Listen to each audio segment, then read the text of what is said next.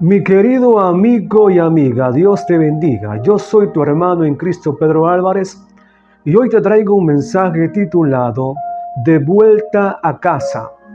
Para eso voy a leer el libro de Lucas, el capítulo 15, donde se encuentran tres parábolas muy importantes que hablan sobre la oveja perdida que representa a los hijos de Israel.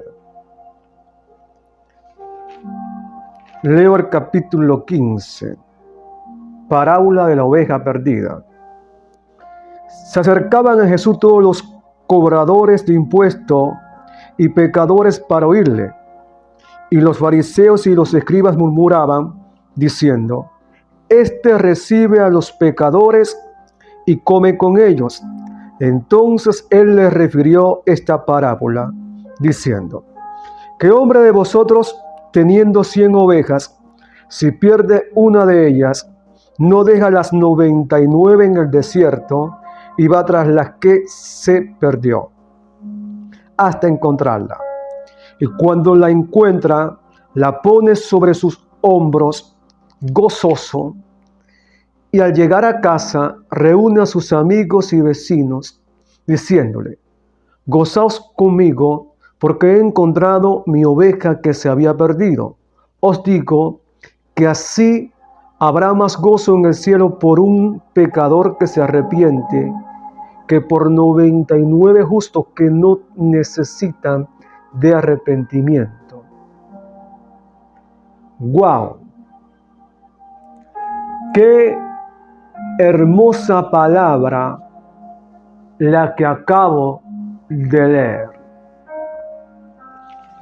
Vamos de nuevo al versículo 1, que dice: Se acercaban a Jesús todos los cobradores de impuestos y pecadores para oírle. Este versículo nos enseña que a Jesús se le acercaban los cobradores de impuestos y todos los pecadores. ¿Quiénes eran los cobradores de impuestos? Eran aquellos que trabajaban para el gobierno romano y le cobraban los impuestos a los israelitas.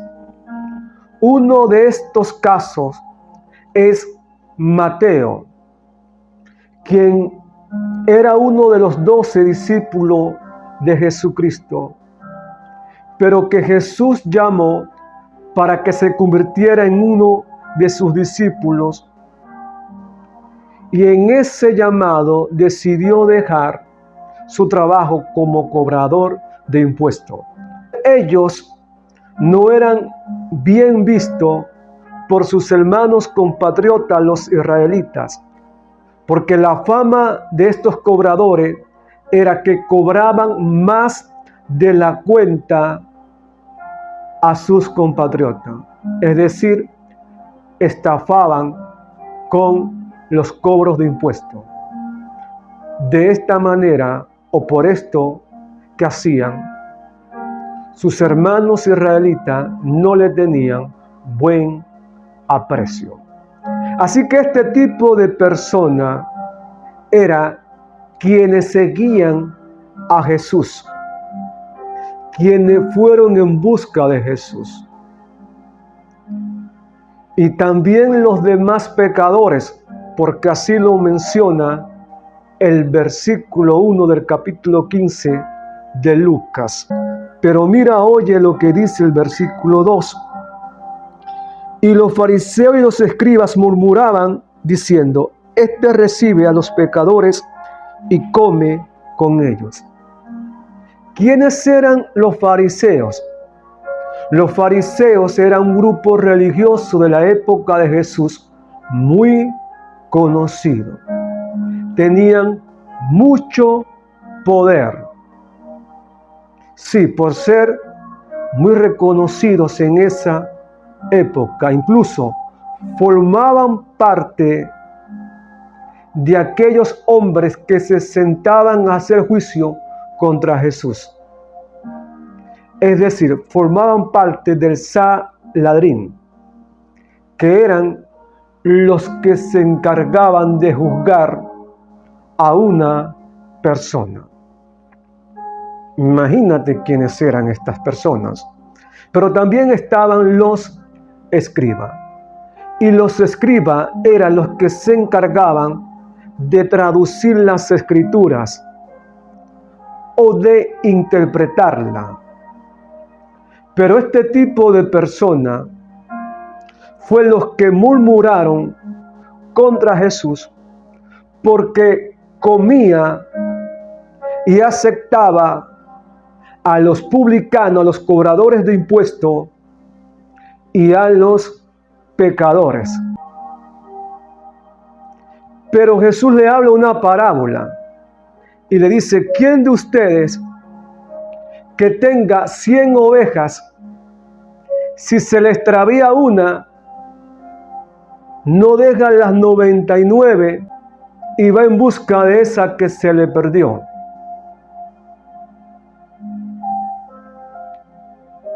Y le dijo: y cuando la encuentran, la ponen en sus brazos gozosos, en sus hombros, y cuando llegan a casa llaman a sus amigos y vecinos y le dicen: gozad conmigo porque he encontrado mi oveja que se me había perdido.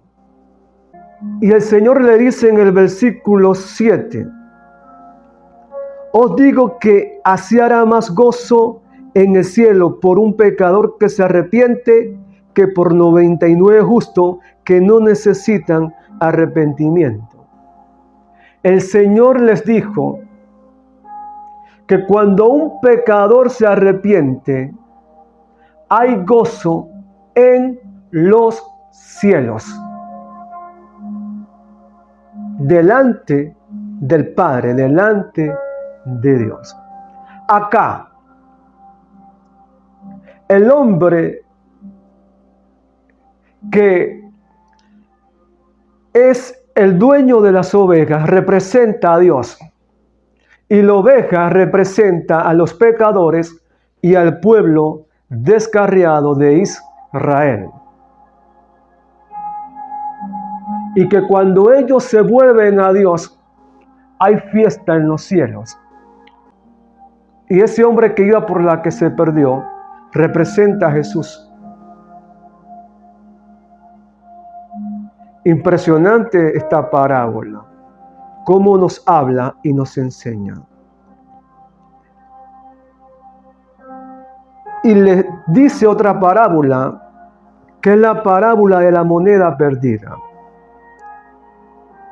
¿O qué mujer que tiene 10 dramas, si pierde un drama, no enciende una lámpara y barre la casa y busca con diligencia antes de encontrarla? Y cuando la encuentra, reúne a sus amigas y vecinas, diciendo: gozad conmigo, porque he encontrado la drama que había perdido. Así os digo que hay gozo delante de los ángeles de Dios por un pecador que se arrepiente. ¡Wow!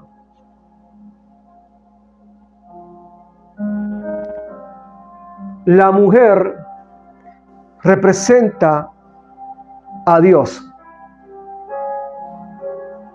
Y el drama representa a los israelitas o a los hombres de Israel que se habían apartado de Dios. Pero en la costumbre judía, o según la historia, un drama representaba aproximadamente un día de salario de una persona. Y para las familias pobres, el drama, que era una moneda, era muy importante, porque podía representar el sustento de un día, podía representar los alimentos de ese día para sus familiares, para sus hijos. Imagínate a la mujer encontrando su drama y celebrando porque encontró los alimentos de sus hijos. Pero también representaba que, según la historia o algunos historiadores, se cree que 10 dramas eran la dota matrimonial que daba el esposo por la esposa. Así que tenía muchísimo valor sentimental porque le recordaba el pacto de su esposo con ella o el día de su matrimonio. Por eso un drama tenía muchísimo valor. Y ese valor es semejante al valor que usted y yo tenemos para Dios. Ahora voy a leer la parábola del hijo pródigo. Pero antes de leerla te recuerdo que una mujer sirofenita vino hasta donde estaba Jesús porque tenía a una hija endemoniada y le pidió a Jesús que le ministrara liberación a esta joven. Pero Jesús le dijo: no soy enviado sino a las ovejas perdidas de la casa de Israel. Lo que significa que,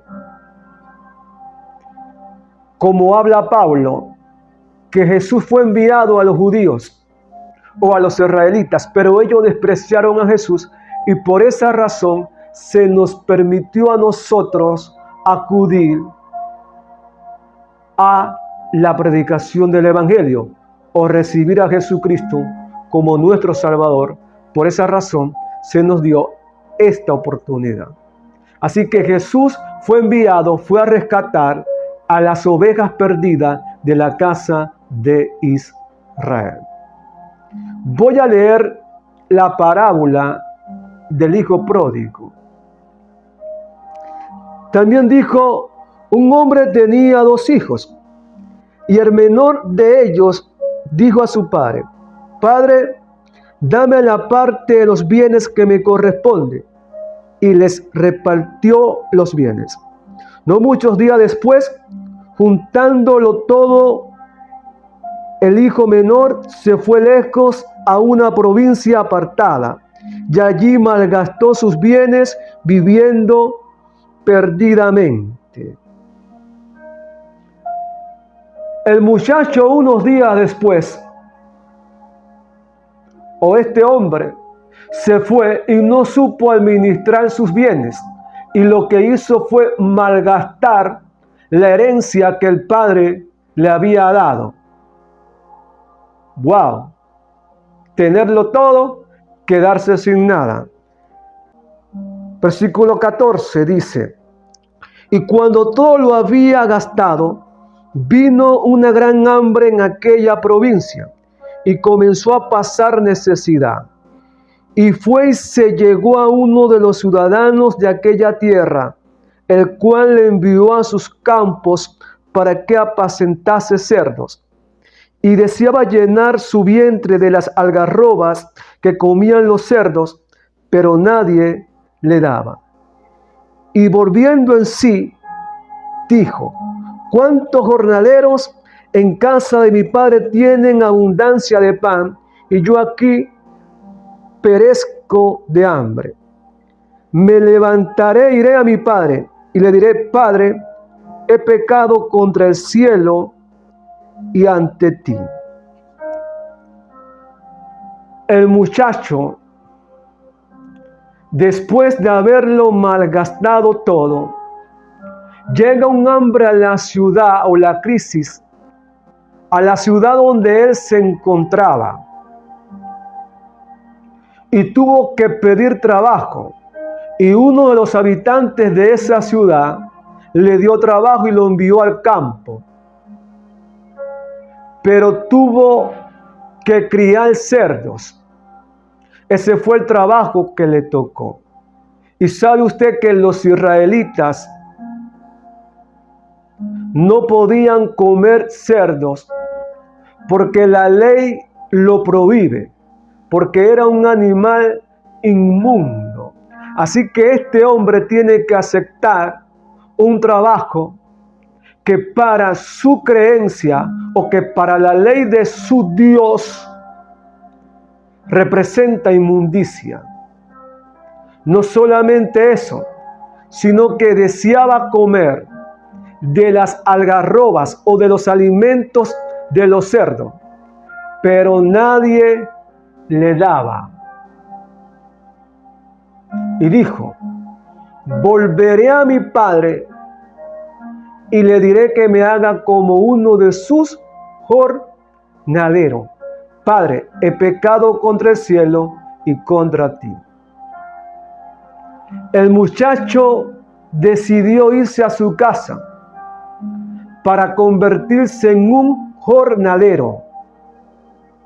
Pero la misericordia de Dios allá le alcanzaría a través de su padre. Voy a seguir leyendo el versículo 19.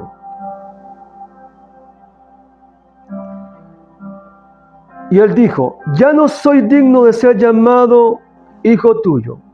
Hazme como a uno de tus jornaleros. Voy a leer el versículo 20. Y levantándose, marchó hacia su padre. Y cuando aún estaba lejos, lo vio su padre, y fue movido a compasión, y corrió, y se echó sobre su cuello, y le besó efusivamente.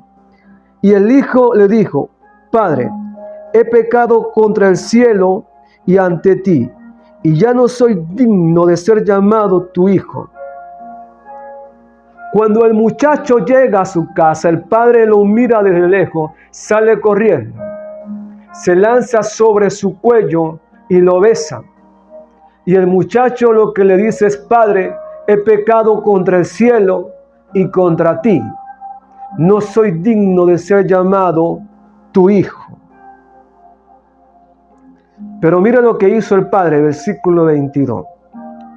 Pero el padre dijo a su siervo: sacad deprisa el mejor vestido y vestirle, y ponerle un anillo en su mano y calzado en sus pies, y traer becerro engordado y matarlo, y comamos y hagamos fiesta. Porque mi hijo estaba muerto y ha revivido, se había perdido y ha sido hallado. Y comenzaron a regocijarse. Wow, me encanta esto muchísimo. El muchacho llegó para ser un jornalero, pero la misericordia de su padre le alcanzó. Y no solamente lo alcanza, sino que lo vistió con una túnica nueva. ¿Y sabe qué representaba una túnica nueva? Representaba honor y representaba estatus social. Es decir, él le devolvió su estatus social a su hijo. Y también le devolvió su honor. Lo volvió a vestir. Le puso pudor y le eliminó su vergüenza. Eso fue lo que hizo el padre por él. Y aún hay más, porque dice que le puso un anillo. Y el anillo representaba el sello de la familia. Cuando el padre le pone el sello, le está devolviendo su autoridad. Es decir, puede firmar y puedes ordenar en mi nombre. No serás un jornalero, sino que serás el jefe de los jornaleros, porque tú eres mi hijo. Y mandó a matar el becerro más gordo para hacer fiesta y celebrar porque su hijo había regresado. Su hijo que estaba muerto y había vivido. Y hoy yo te quiero decir, porque esto es muy importante. Ese hijo pródigo representa a aquellos cristianos que un día estuvieron en su casa, en la casa del Señor, y se fueron y apartaron, y hoy lo han perdido todo. No tienen nada, pero hoy el Señor te recuerda que Él tiene los brazos abiertos, esperando que tú vuelvas. Porque no solamente te va a vestir de túnica y te va a poner el anillo, sino que te vuelve a dar la salvación, sino que tu nombre es escrito en el libro de la vida. Y te hablo a ti que un día fuiste evangelista, fuiste pastor, maestro, que por alguna circunstancia de la vida cometiste errores, fuiste débil y te tocó apartarte del Señor porque no tuviste fuerza para levantarte de nuevo. Pero hoy te digo, Jesús hoy quiere levantarte y quiere vestirte con esa túnica y ponerte ese anillo de autoridad y devolverte tu ministerio, el evangelista, el maestro, el apóstol, el pastor. Es contigo. Jesús está dispuesto para volverte a dar lo que es tuyo. Donde te encuentres y veas este video, te digo, vuelve a casa, ve a la iglesia y reconcíliate con el Señor, porque aún tu propósito no ha terminado. Dios tiene grandes cosas contigo. Voy a seguir leyendo el versículo 25 en adelante. Y su hijo mayor estaba en el campo, y cuando vino y llegó cerca de la casa, oyó la música y las danzas, y llamando a uno de los criados, le preguntó qué era aquello. Él le dijo, tu hermano ha venido, y tu padre ha hecho matar el becerro engordado, por haberlo recobrado sano y salvo. Entonces se enojó y no quería entrar. Salió por tanto su padre y le rogaba que entrase. Pero él, respondiendo, dijo al padre, he aquí, que por tantos años te vengo sirviendo, no habiéndote desobedecido jamás, y nunca me has dado ni un becerrito para pasarlo bien con mis amigos. Pero cuando vino tu hijo, que ha consumido sus bienes con rameras, ¿ha hecho matar para él el becerro engordado? Entonces le dijo, hijo, tú siempre estás conmigo y todas mis cosas son tuyas, pero era necesario hacer fiesta y regocijarme, porque tu hermano estaba muerto y ha revivido, se había perdido y ha sido hallado. El hijo mayor representa a los fariseos y escribas que necesitaban aprender misericordia. ¿Sabes algo muy importante, pastores y hermanos? Cuando alguien vuelve, tienes que tener mucho cuidado de cómo tratarlo. Porque esa persona viene de resucitar. Yo sí estoy de acuerdo en que las personas tienen que pasar por un proceso de restauración, es decir, disciplina, pero con mucho cuidado. Así que hubo fiesta en la casa de este hombre porque su hijo volvió. Y yo te digo, hay ángeles que ya están preparados para hacer fiesta en el cielo. Porque tú que un día te descarriaste, el Señor hoy te está llamando y te está diciendo, salmista, vuelve a casa. Predicador, vuelve a casa. Evangelista, maestro, está mal lo que hiciste, pero yo estoy acá para mostrarte mi misericordia. Mi hijo por ti murió y hoy quiero salvarte porque tengo a Jesús como mi abogado. Eso es lo que el Señor hoy quiere decir. Y hoy Dios te está llamando a la reconciliación. Así que el mensaje de hoy es, vuelve a casa. Allá donde te encuentras, quiero que hagas esta oración de reconciliación conmigo. Señor Jesucristo, yo te acepto como mi único y suficiente Salvador. Escribe mi nombre en el libro de la vida y no lo borres jamás. Ayúdame a servirte hasta el día en que tú vengas o hasta el día en que yo muera. Amén. Si usted ha hecho esta oración conmigo, dirígese a la iglesia más cercana a su residencia. porque Dios comienza a cumplir nuevamente su propósito en ti. Yo soy tu amigo y hermano Pedro Álvarez, y me volverás a oír y a ver en otra próxima oportunidad. Bendiciones.